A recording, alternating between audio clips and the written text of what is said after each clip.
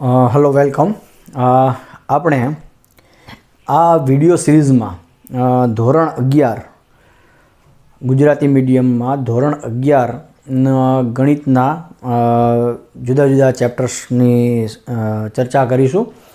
તો હું શરૂઆત કરું છું ફર્સ્ટ પ્રકરણ ગણ. હવે ગણ આમ જોવા જઈએ તો મેથેમેટિક્સમાં કોઈ પણ ચેપ્ટર તમારે ભણવાનું હોય તો એમાં ગણ એ પ્રથમ જરૂરિયાત છે. ગણ એ આમ જોવા જાવ તો એક મેથેમેટિક્સના પાયાઓની વસ્તુ છે. એમાંનું એક મહત્ત્વનો પાયો જો કહેવાય તો એ છે ગણ. તો આપણે પહેલું પ્રકરણ છે પ્રકરણ 1.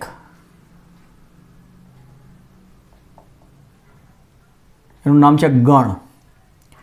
ગણ એ આમ જોવા જઈએ તો બહુ સરળ વસ્તુ છે સમજવાની અને ખૂબ જ મહત્ત્વની વસ્તુ પણ છે ગણિતશાસ્ત્ર માટે, મેથેમેટિક્સમાં. ગણ વિશેની તમને થોડો ખ્યાલ 8, 9, 10 ધોરણમાં તમે શીખ્યા જ છો થોડો ગણ વિશે, પણ છતાં અહીં આપણે શરૂઆત ગણથી કરીશું અને એ ગણમાં થોડી વધારાના વસ્તુઓ એમનો ડિટેલમાં અભ્યાસ આપણે આ ચેપ્ટરમાં કરીશું અને આ ગણનો ઉપયોગ આગળ જતાં દરેક ચેપ્ટરમાં આવતો રહેશે. તો ગણ શું છે? ગણ એટલે આમ જોવા જાઓ તો મેથેમેટિક્સની અંદર ગણિતમાં અમુક પદો અવ્યાખ્યાયિત છે, જેમ કે બિંદુ, રેખા, સમતલ, આવા ભૂમિતિના અમુક પદો છે કે જે અવ્યાખ્યાયિત છે, જેમના વિશે તમે જાણો છો. તો એવી રીતે ગણ પણ એક આમ જોવા જઈએ તો અવ્યાખ્યાયિત પદ છે. અવ્યાખ્યાયિત પદ એટલે શું? અવ્યાખ્યાયિત પદ એટલે કે જેમની વ્યાખ્યા આપવામાં આવી નથી, કે આ વસ્તુને જ ગણ કહેવાય એવું મેથેમેટિક્સની અંદર ક્યાંય વ્યાખ્યાયિત થયેલું નથી. પણ છતાં પણ એમની સાથે કામ કરવા માટે આપણે ગણ શું છે એ ખ્યાલ તો હોવો જોઈએ. તો હવે ખ્યાલ આપવા માટે ગણ એટલે શું, તો એવું સ્વીકારવામાં આવ્યું છે કે ગણ એટલે સુવ્યાખ્યાયિત પદોનો સમૂહ. સુવ્યાખ્યાયિત પદોનો સમૂહ અથવા સુવ્યાખ્યાયિત વસ્તુઓનો સમૂહ, આને કહેવાય છે ગણ. તો આ એક વ્યાખ્યા ન કહી શકાય, પણ આ એક સમજણ છે કે એવી વસ્તુઓનો સમૂહ કે જે સુવ્યાખ્યાયિત હોય. તો અહીંયા આપણે આને જરા સમજીએ. સુવ્યાખ્યાયિત એટલે શું? ધારો કે હું એમ કહું કે કોઈક એક શહેર છે, દાખલા તરીકે અમદાવાદ શહેર, બરાબર. તો હવે હું એમ કહું કે અમદાવાદમાં આવેલા કાળા કૂતરાઓનો ગણ, કાળા કૂતરાઓનો સમૂહ, સોરી ગણ નહીં, પણ હું એમ કહું છું કે કાળા કૂતરાઓનો સમૂહ લેવો છે. તો હવે આ કાળા કૂતરાઓ એટલે એની વ્યાખ્યા મારે કઈ રીતના કરવાની? કે કૂતરો જે છે એ આખો કાળો હોય એને જ મારે કાળો ગણવાનો, કે કોઈ કૂતરો છે એનામાં અમુક કાળા ધાબાઓ હોય છે અને અમુક ભાગ સફેદ હોય, અમુક ભાગ રેડિશ હોય, તો મારે કાળો એટલે શું ગણવાનું? કે પૂરેપૂરો કાળો હોય એ ગણવાનો, કે કોઈ શરીરમાં વધારે ભાગ કાળો છે અને થોડોક ભાગ સફેદ છે તો એને કાળો ગણવાનો, કે ખાલી કાળું ધાબું હોય તો પણ મારે એને કાળું ગણી દેવાનું? તો એ કાળા કૂતરાઓનો ગણ, તો એ જે શબ્દ છે કાળા કૂતરાઓનો, તો એ કાળા કૂતરાઓ હજી વ્યાખ્યાયિત થયેલું નથી, સુવ્યાખ્યાયિત નથી. દાખલા તરીકે હું એમ કહું કે વિશ્વમાં આવેલા, આખા વિશ્વમાં બધા જ દેશો એમાં આવી જશે, આખા વિશ્વમાં વિશ્વમાં 10 સારામાં સારા ફૂટબોલના ખેલાડીઓ. તો હવે આ 10 ખેલાડીઓ મારે ભેગા કરવા છે કે જે સારામાં સારા હોય. પણ સારામાં સારાની વ્યાખ્યા શું? કોઈ વ્યક્તિ છે તેમને કોઈક એક્સ નામનો ખેલાડી સારો લાગે છે, પણ બીજો વ્યક્તિ છે એમને વાય ખેલાડી સારો લાગે છે, ત્રીજો વ્યક્તિ છે તો એને ઝેડ ખેલાડી સારો લાગે છે. તો સારો ખેલાડી કોને ગણવો? તો કે સારો ખેલાડી, આની વ્યાખ્યા આપવામાં આવી નથી અથવા એમનો સ્પષ્ટ અર્થ નથી. તો આજે સારા ખેલાડીઓનો ગણ, સારા ફૂટબોલના ખેલાડીઓનો ગણ, તો આ સારા ફૂટબોલના ખેલાડીઓનો ગણ એ સુવ્યાખ્યાયિત પદ ના થયું. તો સુવ્યાખ્યાયિત મતલબ કે હું જે પણ કોઈ વસ્તુનો અથવા જે પણ કોઈ પદોનો વિચાર કરું છું તો એ કયા પ્રકારના છે, એમાં મારે કયો પદ આવશે, કઈ વસ્તુ આવશે અને કઈ વસ્તુ નહીં આવે, તેનું કંઈક માપદંડ હોય મારી પાસે, ચોક્કસ માપદંડ, કે હું આ માપ એના ઉપર આ માપદંડ અથવા આ નિયમ એપ્લાય કરું તો આ વસ્તુ એનો સભ્ય છે કે આ વસ્તુ એ સભ્ય નહીં થાય એનો ખ્યાલ આવે એવી વસ્તુઓને કહેવાય સુવ્યાખ્યાયિત વસ્તુઓ. તો ગણ એટલે શું? તો કે ગણ આમ તો અવ્યાખ્યાયિત પદ છે, પણ એમને સમજવા માટે આપણે એવું વિચારી શકીએ કે ગણ એ સુવ્યાખ્યાયિત પદોનો સમૂહ છે. તો ચાલો આપણે જરા શરૂઆત કરીએ. તો ગણ વિશે પહેલી વસ્તુ કે ગણ એ ગણિતશાસ્ત્રમાં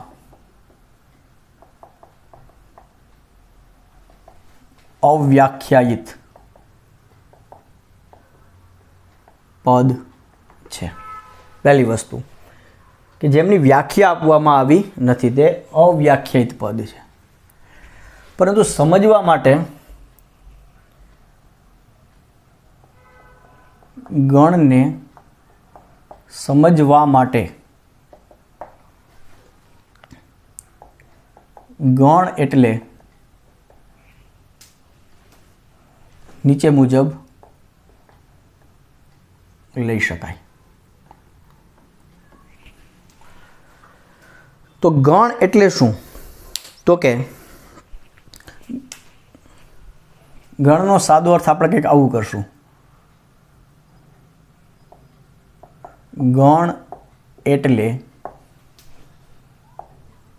સુવ્યાખ્યાયિત વસ્તુઓનો સમૂહ. તો આને આપણે કહીશું ગણ. એમાં આ શબ્દ ખૂબ જ અગત્યનો છે, સુવ્યાખ્યાયિત, કે જે વસ્તુઓને તમે ભેગી કરો છો, જેનો સમૂહ બનાવો છો, એ વસ્તુઓ સુવ્યાખ્યાયિત હોવી જોઈએ, કે એ વસ્તુની વ્યાખ્યા નિશ્ચિત હોવી જોઈએ કે મારે આ જ પ્રકારની વસ્તુ જોઈએ છીએ. જો તમને એ વસ્તુ કોઈ આપવામાં આવે તો આ વસ્તુ એ તમારે જોઈતા પ્રકારની છે કે નહીં તે સ્પષ્ટ રીતે તમે કહી શકો, તો એવી વસ્તુને કહેવાય સુવ્યાખ્યાયિત વસ્તુઓ. તો ગણને આ વસ્તુ તમે મને એમ છે કે 10મા ધોરણમાં કે આવી રીતના તમારે ક્યાંક 8, 9, 10માં આ વસ્તુ કંઈક આવી જ ગઈ હશે. તો ગણને સામાન્ય રીતે કઈ રીતના લખાય છે? ગણને સામાન્ય રીતે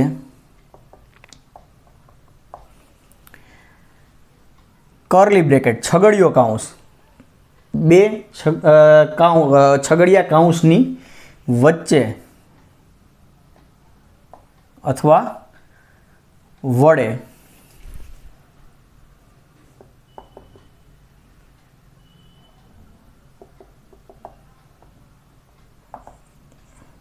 દર્શાવવામાં આવે છે અથવા એમની વચ્ચે લખવામાં આવે છે. ગણને લખવાની બે રીત છે. એક છે યાદીની રીત અને બીજી છે ગુણધર્મની રીત. તો એ જરા જોઈ લઈએ આપણે. એમની પહેલાં હું તમને એક બે ઉદાહરણ આપું કે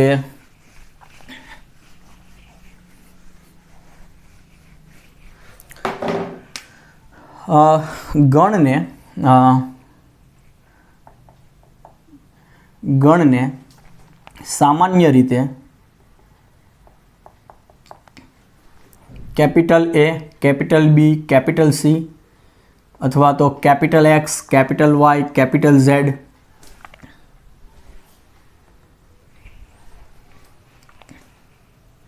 વડે દર્શાવાય છે. જનરલી આપણે ગણને આનાથી દર્શાવશું, capital A, capital B, capital C. આ કોઈ એવો નિયમ નથી, પણ સામાન્ય રીતે આપણે કેપિટલ અંગ્રેજી મૂળાક્ષરોના કેપિટલ લેટર્સનો યુઝ કરતા હોઈએ છીએ. તો હું એક બે ઉદાહરણ આપું. દાખલા તરીકે A બરાબર 1, 2 અને 3. 1, 2 અને 3. તો આ છગડિયા કાઉન્સની અંદર 1, 2 અને 3 એને કોમા વડે મેં લખ્યા. તો આ જે વસ્તુ થઈ આને કહેવાય ગણ A. બીજું એક ઉદાહરણ આપું. ગણ B બરાબર A, E, I, O, U. A, E, I, O, U એટલે કે અંગ્રેજી મૂળાક્ષરના વ્યંજનો અને સ્વરમાંથી આ જે છે તમારા આવશે વ્યંજનો. સોરી સ્વર, આ તમારા છે એ ઈ આઈ ઓ યુ, એ અંગ્રેજી મૂળાક્ષરોના સ્વર છે. સી છે, સી કોઈ ગણ લઉં છું હું, એકની હું શરૂઆત કરું છું 2 થી. 2, 3, 5, 7, 2, 3, 5, 7, 4 જ ઘટકો લીધા મેં. તો આ 2, 3, 5, 7 એ ગણ સીના ઘટકો છે એવું કહેવાય.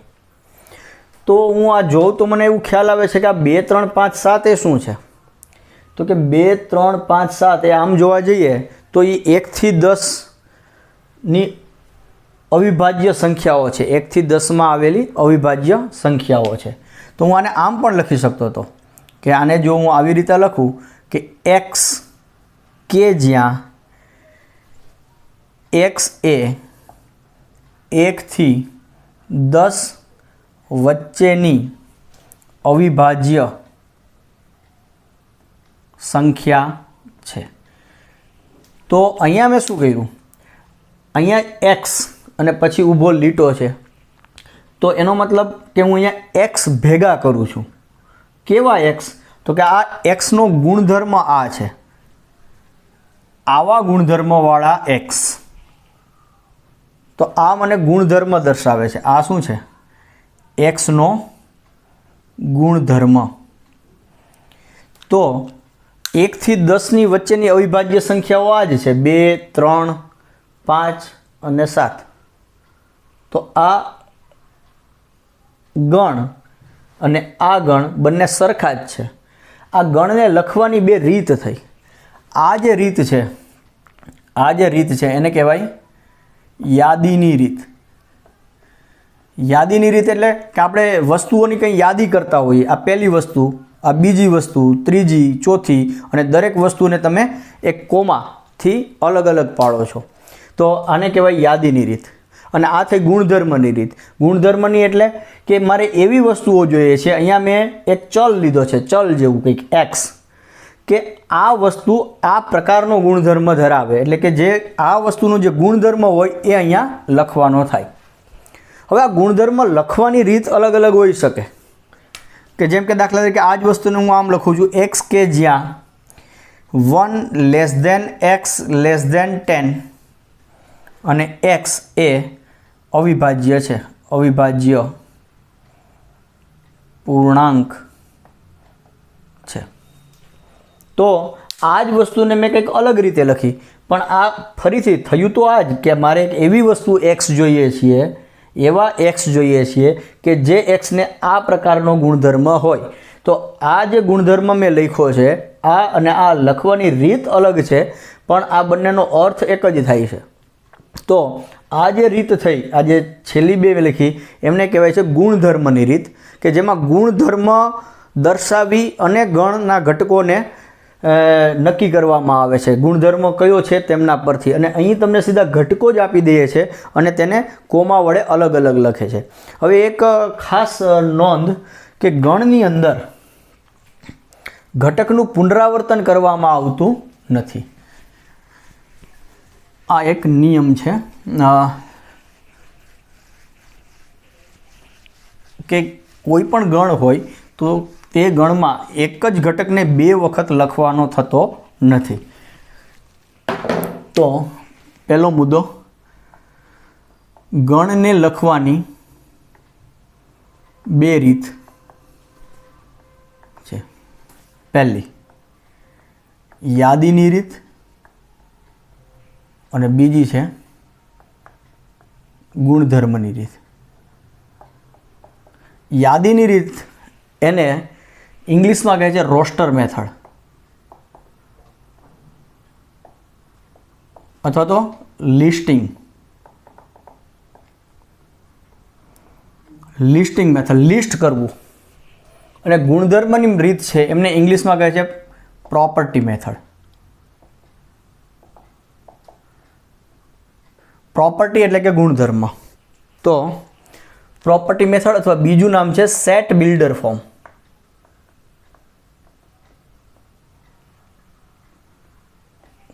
આવા કંઈક 2 નામથી ઓળખવામાં આવે છે. તો આ વાત થઈ ગણને કેટલી રીતે લખી શકાય. હવે એક નોંધ,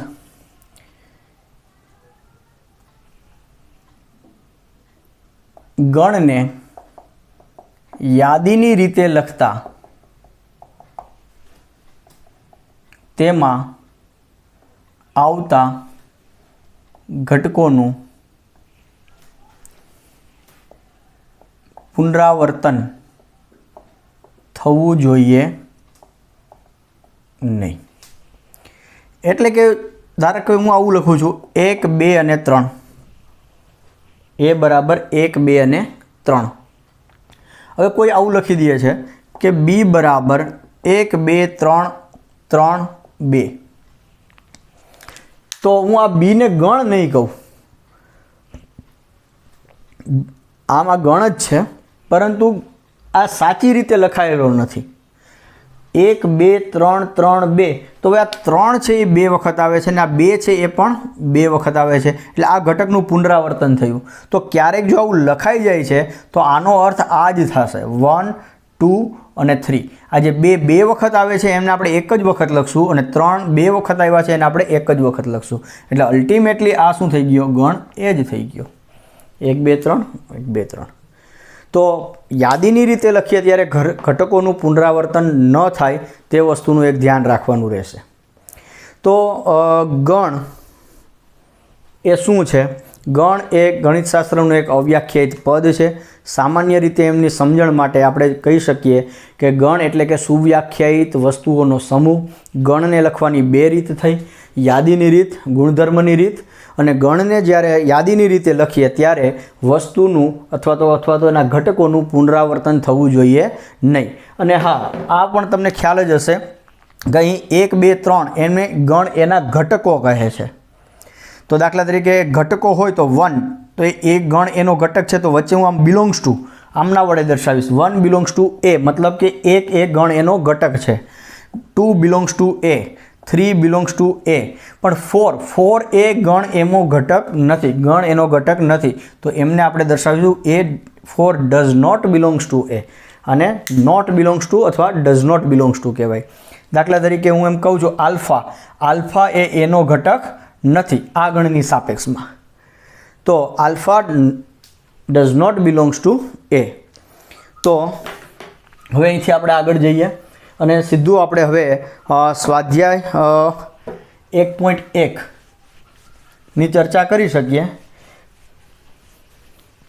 પરંતુ સ્વાધ્યાય 1.1 ની ચર્ચા કરતાં પહેલાં તમે ધોરણ 8, 9, 10માં અમુક ગણોની ચર્ચા કરી હતી અને તેનો ઉપયોગ પણ કરતા હતા, કે જેમને તમે કહેતા હતા પ્રાકૃતિક સંખ્યાનો ગણ, પૂર્ણાંકોનો ગણ, સેટ ઓફ રેશનલ નંબર્સ એટલે કે સમય સંખ્યાઓનો ગણ, વાસ્તવિક સંખ્યાઓનો ગણ. તો આ અમુક પ્રકારના જે ગણ છે એને આપણે જરા લખી દઈએ.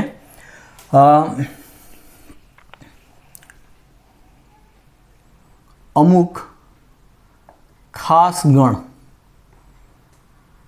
ગણોની યાદી.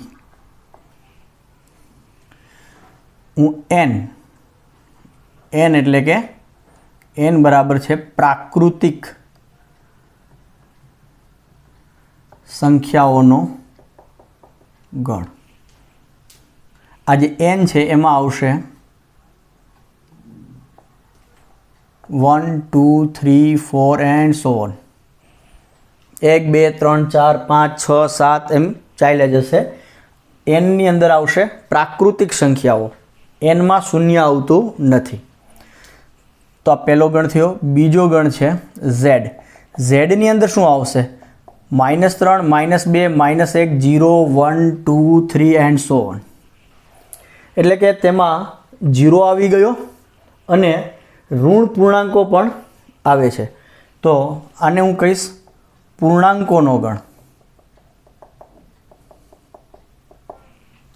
પૂર્ણાંકો એટલે એમાં ધન પૂર્ણાંકો, ઋણ પૂર્ણાંકો અને શૂન્ય બધા જ આવી જાય છે.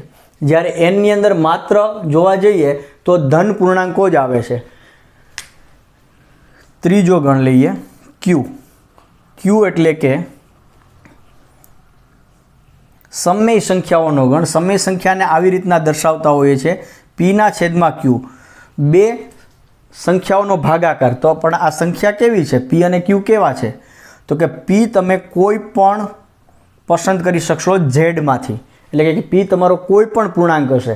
પી તરીકે શૂન્ય પણ હોય, ધન પૂર્ણાંક હોઈ શકે અથવા ઋણ પણ હોઈ શકે. અને ક્યુ છે એ તમારો હશે એનમાંથી, એ ધન પૂર્ણાંક જ હશે, એટલે કે ક્યુની કિંમત શૂન્ય હશે નહીં. તો આ જે ગણ મળ્યો, આ ગણને હું કહીશ સમય સંખ્યાઓનો ગણ. તો આ સમય સંખ્યાઓનો ગણ મેં જે લખ્યો છે તો તમે જરા જોઈ શકો, જે એન હતો એ યાદીની રીત હતી કે દરેક સભ્યો અને એને અલ્પવિરામ કોમાથી આપણે છૂટા પાડ્યા હતા, સેપરેટ કર્યા હતા. ઝેડમાં પણ કંઈક આપણે એવું કર્યું હતું. પરંતુ ક્યુની અંદર મેં આ પ્રકારના ઘટકો પીના છેદમાં ક્યુ, પી બાય ક્યુ પ્રકારના ઘટકો કે જ્યાં પી અને ક્યુને આવો ગુણધર્મ છે, એટલે કે મેં આ જે ક્યુ છે તેમને મેં ગુણધર્મની રીતે લખ્યો છે એવું કહી શકાય. તો આને ક્યુ એટલે શું થઈ ગયો? આ છે સમય સંખ્યાઓ નો ગણ. પછી એક ચોથો મહત્વનો ગણ છે એ આર. આર એટલે કે વાસ્તવિક સંખ્યાઓનો ગણ. આ તમને ખ્યાલ હશે, વાસ્તવિક સંખ્યાઓ એટલે શું? તમે વાસ્તવિક રેખાથી પરિચિત હશો. આ જે છે તમારું રિયલ લાઇન, જેને ઇંગ્લિશમાં કહે છે રિયલ લાઇન, વાસ્તવિક રેખા. વાસ્તવિક રેખામાં આપણે આને 0 તરીકે દર્શાવીએ તો અહીં 1, 2, 3 આ બાજુ ધન સંખ્યાઓ હોય છે, -1, -2, -3 એન્ડ સો ઓન. અને આ વચ્ચેના ઘટકો પણ આવી જાય છે. 0. ધારો કે અહીંયા 0.1 છે, અહીંયા છે 0.9, અહીંયા છે 1.3. તો આ બધા જ ઘટકો, આ સંખ્યા રેખા પર આવેલા બધા જ ઘટકો, તો આ બધા જ ઘટકોનો જે ગણ મળે છે તેમને કહેવાય વાસ્તવિક સંખ્યાઓનો ગણ. હવે અમારી આગળ ઝેડ, ક્યુ અને આર આ 3 ગણો આવ્યા છે. તો હું એક નવો ગણ વ્યાખ્યાયિત કરું છું આ 3નો ઉપયોગ કરીને. ઝેડ પ્લસ એટલે શું? તો કે ઝેડ પ્લસમાં હું માત્ર ધન પૂર્ણાંકો જ લઈશ. ઝેડ પ્લસ એટલે ધન પૂર્ણાંકોનો ગણ. પૂર્ણાંક 3 પ્રકારના થયા, ધન, ઋણ અને શૂન્ય. તો એમાં ઝેડ પ્લસ એટલે ધન પૂર્ણાંકોનો ગણ, એટલે એ થયો 1, 2, 3 એન્ડ સો ઓન. એટલે આમ જોવા જાવ તો આ એન જ થઈ ગયો. એવી રીતના હું ક્યુ પ્લસ વ્યાખ્યાયિત કરવું હોય તો ક્યુ પ્લસ એટલે કે ધન સમય સંખ્યાઓનો ગણ. એટલે કે એવી સમય સંખ્યાઓ કે જે ધન હોય. -3/2 એ એક સમય સંખ્યા થઈ પણ એ ઋણ છે તો એ આમાં નહીં આવે. તો જે ધન સમય સંખ્યાઓ હોય એટલે કે પી બાય ક્યુ પ્રકારના ઘટકો કે જેમાં પી અને ક્યુ બંને ધન હોય તો એને કહીશું ધન સમય સંખ્યાઓનો ગણ. એને મારે લખવું હોય તો લખી શકું આવી રીતના પી બાય ક્યુ, કે જ્યાં પી એનમાંથી આવશે અને ક્યુ પણ એનમાંથી જ આવશે. તો આ થયો તમારો ધન સમય સંખ્યાઓનો ગણ. તેવી રીતના આર પ્લસનો મતલબ કરીશું આપણે ધન વાસ્તવિક સંખ્યાઓ.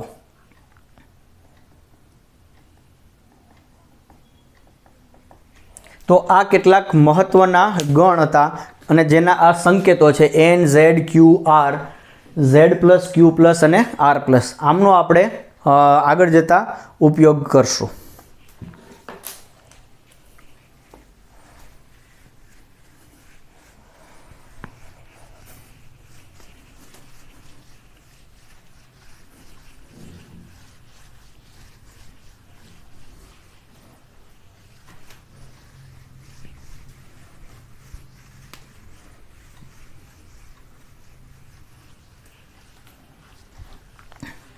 તો હવે આપણે સ્વાધ્યાય 1.1ના એક્ઝામ્પલ્સ વિશે ચર્ચા કરીએ. તો એમાં સ્વાધ્યાય 1.1માં પહેલો એક્ઝામ્પલ આપ્યો છે અને એની અંદર 9 એક્ઝામ્પલ્સ આપ્યા છે. અને એ આવું કંઈક છે, નીચેનામાંથી કયા સમૂહ ગણ દર્શાવે છે? તો સ્વાધ્યાય 1.1 એક્ઝામ્પલ નંબર 1, નીચેનામાંથી કયા સમૂહો ગણ દર્શાવે છે? તમારો જવાબ ચકાસો. આવો કંઈક પ્રશ્ન પૂછ્યો છે અને પહેલો એક્ઝામ્પલ છે, જેથી શરૂ થતા, જે અક્ષરથી શરૂ થતા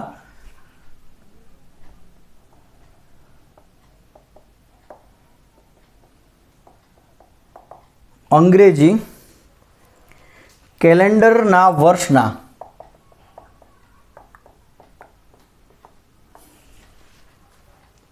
તમામ મહિનાનો સમૂહ.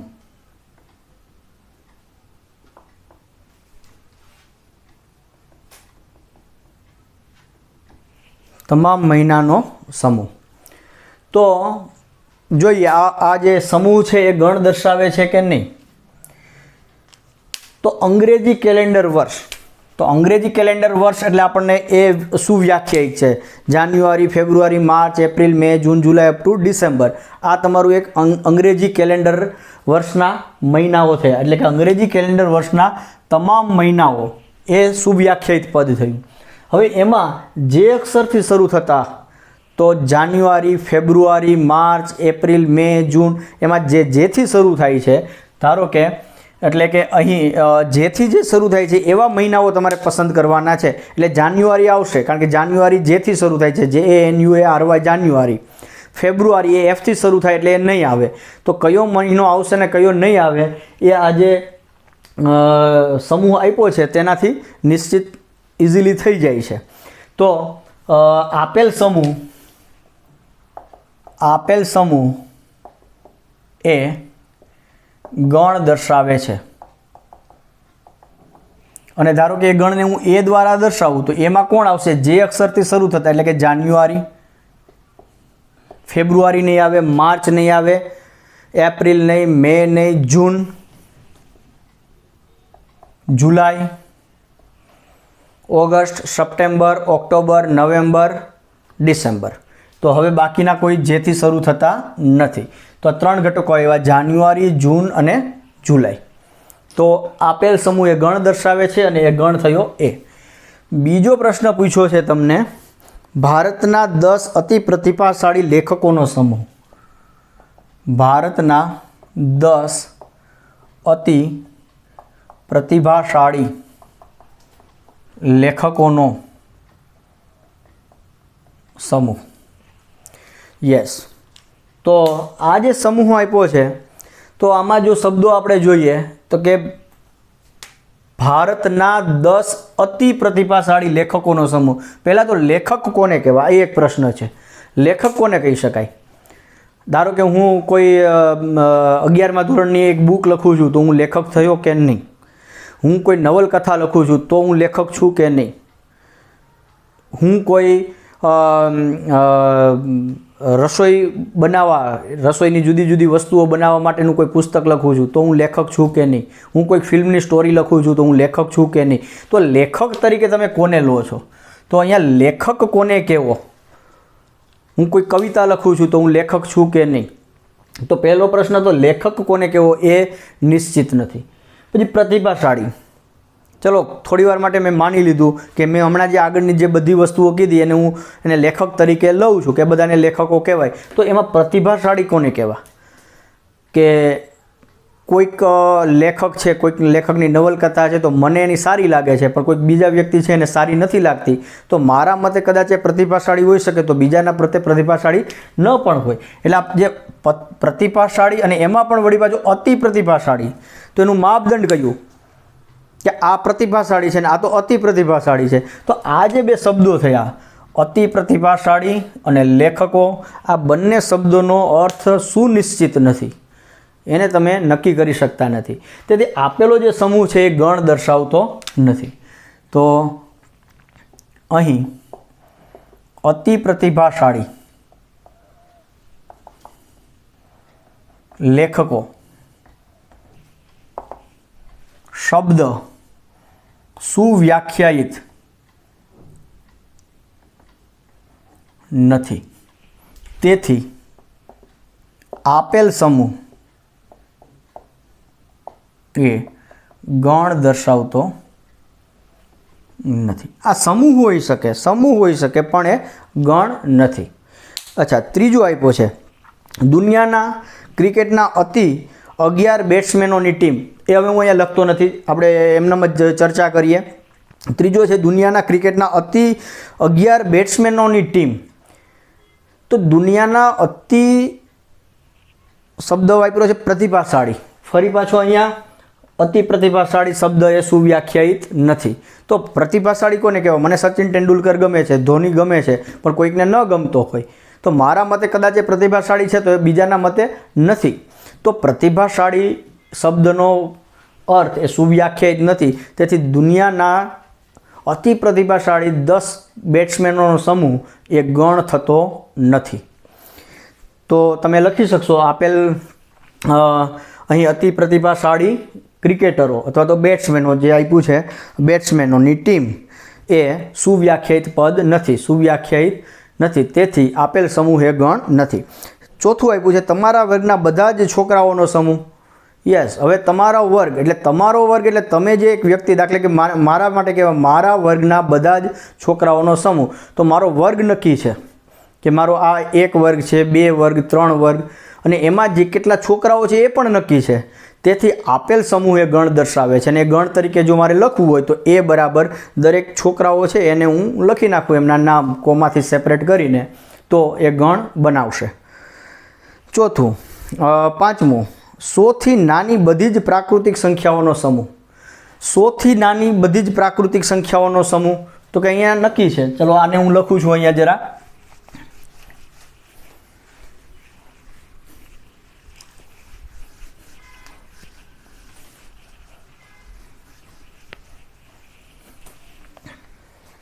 એ છે પાંચમું, 100 થી નાની બધી જ પ્રાકૃતિક સંખ્યાઓનો સમૂહ. તો ધારો કે હું મને એ વડે દર્શાવું તો 1, 2, 3, 4 એન્ડ સો ઓન. 100 થી નાની એટલે મારે 100 લેવાના નથી, એટલે 99 સુધી જઈશ. પ્રાકૃતિક સંખ્યાઓ એટલે એ પણ ખબર પડી ગઈ કે જેમાં 1, 2, 3, 4, 5 એવા જ આવે છે. એમાં 1.2, 3.8 આવા નહીં આવે. એટલે 1 to 99. તો નાની, 100 થી નાની સ્પષ્ટ છે. પ્રાકૃતિક સંખ્યાઓ શબ્દ સ્પષ્ટ છે.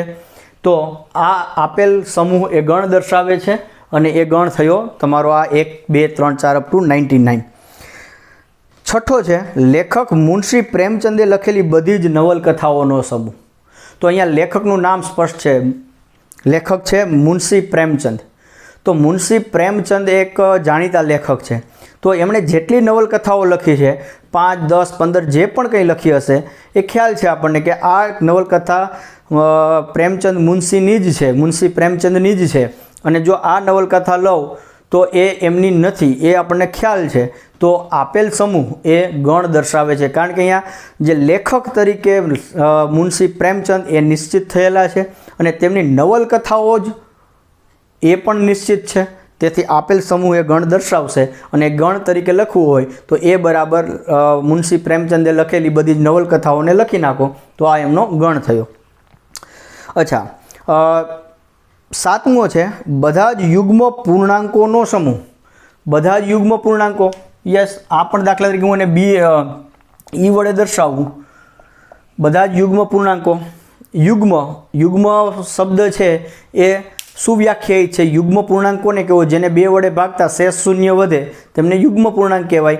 અને પૂર્ણાંક એ પણ નિશ્ચિત છે. પૂર્ણાંકોને કહેવાય તો કે 2, 4, 6, 8, 10 એન્ડ સો ઓન. આ બધા જ યુગ્મ પૂર્ણાંકો થયા. હા, હજુ આમાં પૂર્ણાંકોમાં ઋણ પણ આવી શકે, એટલે મારે આમાં આવું પણ લખવું જોઈએ. આમ તો -6, -4, -2, 0 એ યુગ્મ પૂર્ણાંક છે. 2, 4, 6 એન્ડ સો ઓન. એટલે આ મારા બધા યુગ્મ પૂર્ણાંકો થયા. તો હવે હું આને આવી રીતના પણ લખી શકતો હતો કે 2k, કે જ્યાં k બિલોંગ્સ ટુ z. જુઓ, મારે આવા ઘટકો જોઈએ છીએ કે જે ઘટકોમાં k છે એ મારે ક્યાંથી લેવાના છે? ઝેડમાંથી. હવે ઝેડ મને ખબર છે. ઝેડ શું છે? ઝેડની અંદર બધા જ પૂર્ણાંકો આવે છે, 0 1 2 3 4 and so on, -1 -2 -3 and so on. તો હું જો k બરાબર 0 લઉં તો 2 ગુણ્યા 0 એટલે આ ઘટક મળશે. k બરાબર 1 લઈશ તો 2 × 1 એટલે આ ઘટક મળે. k બરાબર 2 લઉં તો 2 × 2 4 આ મળશે એન્ડ સો ઓન. અને k બરાબર ઋણ લેતા જાઓ -1 તો -2 મળશે. k બરાબર -2 તો -4 મળશે એન્ડ સો ઓન. તો આ પ્રકારે પણ લખી શકું. તો આ જે થઈ એ ગુણધર્મની રીત થઈ અને આ છે એ યાદીની રીત થઈ. અચ્છા, 7મો દાખલો પૂછ્યો છે, સોરી 8મો. આ તો 7મો હતો. લેખક મુનશી પ્રેમચંદવાળો 6થો હતો. આ તો 7મો. હવે 8મો છે, આ પ્રકરણના બધા જ પ્રશ્નોનો સમૂહ. હવે આ પ્રકરણ મતલબ કે આ જે પેજ ઉપર લખાયેલું છે એ પ્રકરણની વાત કરે છે. એટલે પ્રકરણ એક એ નિશ્ચિત થઈ ગયું. એના બધા જ પ્રશ્નોનો સમૂહ. તો આમાં કેટલા પ્રશ્નો છે એ આપણે ગણી શકીએ કે અત્યારે આપણે જે કરીએ છીએ એ 8મા નંબરનો પ્રશ્ન છે. આમની આગળ અમુક ઉદાહરણો આપ્યા છે, એ બધાને ગણી લઉં, આ બધાને ગણી લઉં તો મને એક આંકડો મળશે અને એ બધા જને હું લખીશ 1 બાય 1 બધા પ્રશ્નો. તો એ એક નિશ્ચિત વસ્તુઓનો ગણ થયો. એટલે કે આપેલ સમૂહ એ ગણ દર્શાવે છે અને એને લખી શકાય કે દરેક પ્રશ્નને તમે લખી અને કોમાથી સેપરેટ કરી દો તો એ થઈ ગયો તમારો આ પ્રકરણના બધા જ પ્રશ્નોનો સમૂહ. હા, કોઈ પ્રશ્ન મને આપ્યો તો એ આ પ્રકરણમાં છે કે નહીં, એ મારી પાસે પ્રકરણ છે અહીં કે આ પેજથી શરૂ થાય છે અને આ પેજે પૂરું થાય છે. તો એ પ્રશ્ન જો એમાં આવતો હોય તો એ આ પ્રકરણનો પ્રશ્ન થયો. એમાં ન આવતો હોય તો બીજા પ્રકરણનો પ્રશ્ન થયો. એટલે આ પ્રકરણના બધા જ પ્રશ્નોનો સમૂહ એ એક ગણ દર્શાવશે. પછી 9મું આપ્યું છે, દુનિયાના બધા જ ભયાનક પ્રાણીઓનો સમૂહ. તો અહીં ફરી પાછો દુનિયાના બધા જ પ્રાણીઓ. તો પહેલાં તો પ્રાણીઓની વ્યાખ્યા કે પ્રાણી કોને કહેશું એ એક પ્રશ્ન થયો. બીજો પ્રશ્ન ભયાનક. તો કે ભયાનક કોને કહેવું? કોઈને સિંહથી બીક લાગતી હોય અને કોઈને ગરોળીથી બીક લાગતી હોય, બરાબર? તો કોઈ માટે ગરોળી એ ભયાનક છે અને કોઈ માટે સિંહ એ ભયાનક છે. કોઈને સિંહથી બીક નથી લાગતી તો એમને માટે સિંહ એ ભયાનક નથી, અને કોઈને ગરોળીથી બીક નથી લાગતી તો એમને માટે ભયાનક નથી. તો અહીંયા ભયાનકની વ્યાખ્યા શું કરવી? તો ભયાનકની વ્યાખ્યા એ સુનિશ્ચિત નથી. ભયાનક આપણે શબ્દ વાપરીએ છીએ પણ એ ફક્ત આપણે વ્યવહારિક જીવનમાં સમજવા માટે વાપરીએ છીએ, પણ એમની વ્યાખ્યા આપણે દરેક વ્યક્તિથી વ્યક્તિ બદલાય છે, પર્સન ટુ પર્સન ડિફર થાય છે. તેથી આ જે સમૂહ આપ્યો છે કે દુનિયાના ખૂબ જ ભયાનક પ્રાણીઓનો સમૂહ, તો એમને આપણે ગણ કહી શકીએ નહીં. તો આ અમુક એકદમ સિમ્પલ ઉદાહરણ હતા. આ જે 9 ઉદાહરણો જોયા આપણે કે જે તમને બતાવે છે કે ગણની પરિકલ્પના શું છે, કે ગણ કોને કહી શકાય અને કોને ગણ ન કહી શકાય, તેમના વિશેની આપણે આ ચર્ચા કરી. એકદમ બેઝિક વસ્તુ હતી આ. હવે બીજો દાખલો આપ્યો છે, ક્વિકલી જોઈ લઈએ ફટાફટ.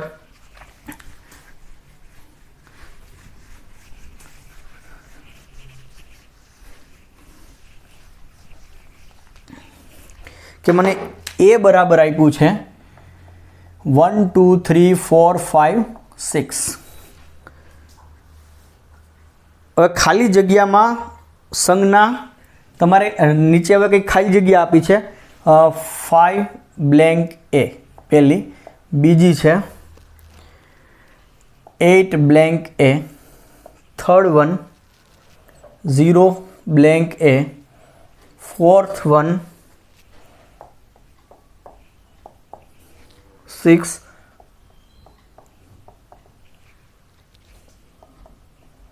તો આ જે ખાલી જગ્યા છે એમાં બિલોંગ્સ ટુ અથવા ડઝ નોટ બિલોંગ્સ ટુ આ બે સંજ્ઞા મૂકવાની છે.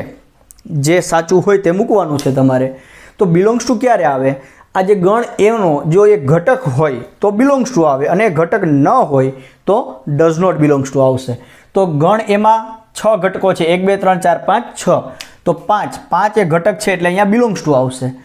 8 એ ઘટક નથી તો આ ડઝ નોટ બિલોંગ્સ ટુ. 0 એ ઘટક નથી એનો, 4 એ ઘટક છે એટલે બિલોંગ્સ ટુ, 2 એ ઘટક છે એટલે બિલોંગ્સ ટુ, 10 એ ઘટક નથી એટલે ડઝ નોટ બિલોંગ્સ ટુ.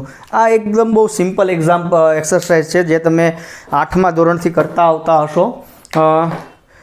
તો હવે આપણે આ લેક્ચર અહીંયા પૂરો કરીએ છીએ અને નેક્સ્ટ લેક્ચરમાં ગણ વિશે વધારે ચર્ચા કરીશું. અને આગળ જતાં આપણે ગણમાં કે જે તમે 10મા ધોરણમાં કે નથી ભણેલા એના વિશે પણ આપણે વધારે આગળ યોગ ગણ, છેદ ગણ, ડિફરન્સ વગેરે તેમનું કાઉન્ટિંગ એ આપણે જોઈશું. So thank you. આ લેક્ચર આપણે પૂરો કરીએ છીએ. Thank you.